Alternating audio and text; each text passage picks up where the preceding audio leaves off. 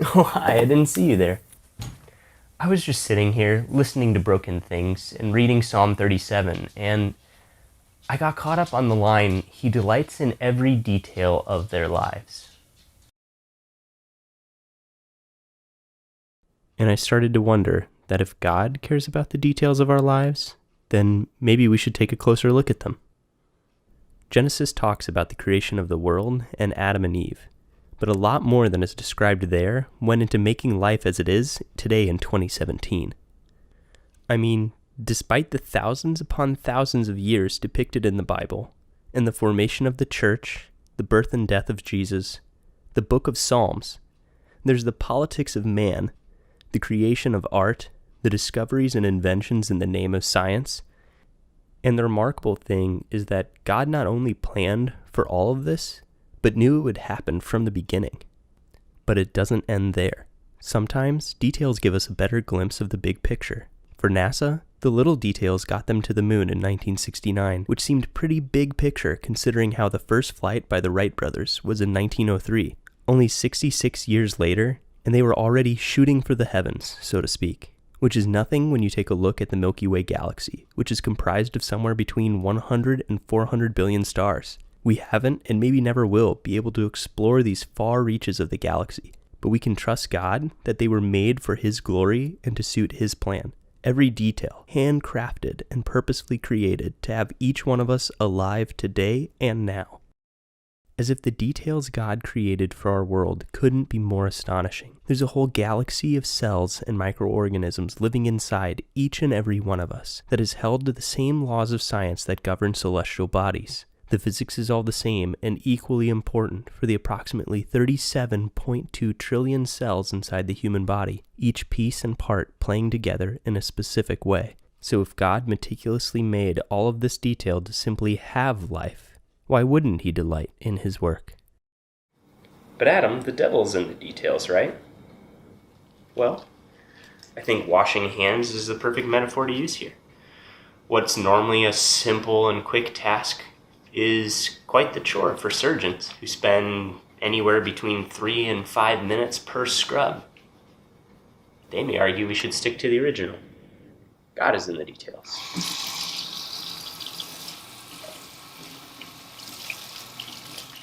Our God is a God of details. The Bible is riddled with seemingly small characters with interesting backstories that show the complexity of God's grace. For instance, it's amazing how a little extra knowledge about the Good Samaritan helps explain the gravity of this situation. Another lesser-known biblical character is Rahab. She first appears in Joshua chapter 2 and is introduced as an innkeeper, a Gentile, so a non-believer, and a prostitute. But when 2 of Joshua's spies come to Jericho to scope out the town, she not only welcomes them into her inn to stay, but lies to the town's soldiers that question her about the spies' whereabouts. While we classically think of the countless fallible men like David, who rise up to the occasion to fight for him and his people against larger-than-life enemies, we encounter yet another unlikely hero who does exactly what God asks of her. It was her faith in a God she only heard stories about and barely knew that drove her to lie and protect Joshua's men from an army that would have killed her for her deceit. Rahab is subsequently rewarded for her faith, and her family is spared when the Jewish army comes to take Jericho. And after living a life without God, a life by the sounds of it that was not very pleasant and filled with sin, this woman chooses to accept God, and her life is changed from then on. Now, I'm sure life didn't immediately become easy, as is the case in all of our lives after accepting Jesus. But Rahab is described later in the Bible as marrying one of those spies she protected. And the crazy part is that through their descendants, Jesus is born. Her trust in a God she had no ties to directly led to the birth of His Son, which to me is a pretty important detail. This is, of course, just one of many parables, anecdotes, tidbits, and otherwise awesome details that are strewn throughout the Bible to add depth to the stories and ultimately help to make them more relatable and moving. The fine details help to give context, which helps us understand the bigger picture, but only if we take the time to examine them and reflect on their significance. 998, 999, 1,000.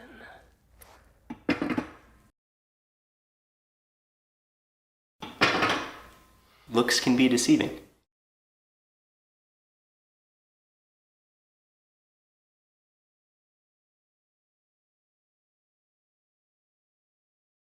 Movie magic is entirely based on that concept in more ways than one.